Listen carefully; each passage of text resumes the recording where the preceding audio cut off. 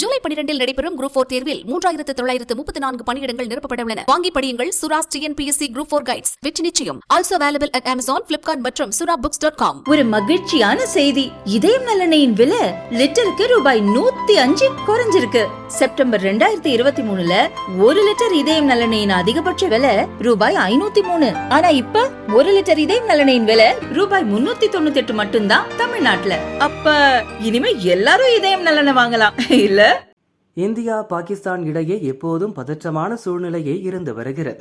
நேரடியாக மோதினால் தோல்வி என்பதை உணர்ந்த பாகிஸ்தான் பயங்கரவாதிகளை இந்தியாவிற்குள் அனுப்பி தாக்குதல்களை நடத்துகிறது. அப்படித்தான் பெஹல்காம் தாக்குதலும் அரங்கேறி இருக்கிறது.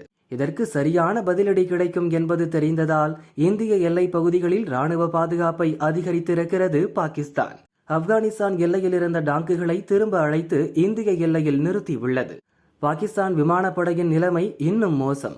பல போர் விமானங்கள் பரிதாப நிலையில் உள்ளன. இந்த விமானங்களுக்கான உதிரி பாகங்கள் கிடைக்கவில்லை. பாகிஸ்தான் டாங்குகள் நீண்ட தூரம் பயணித்தால் அதற்கு தேவையான போதிய டீசலும் கிடையாது. இன்னொரு பக்கம் பாகிஸ்தானில் உள்ள பலுச்சிஸ்தானில் புரட்சி நடக்கிறது.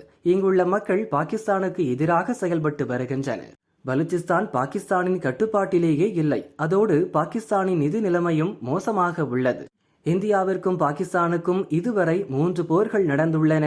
அனைத்திலும் பாகிஸ்தான் பரிதாபமாக தோற்றது. இப்போது 4வது முறையாக போர் நடந்தால் பாகிஸ்தானின் நிலைமை என்னவாகும் என்பது அங்குள்ளவர்களுக்கு நன்றாகவே தெரியும்.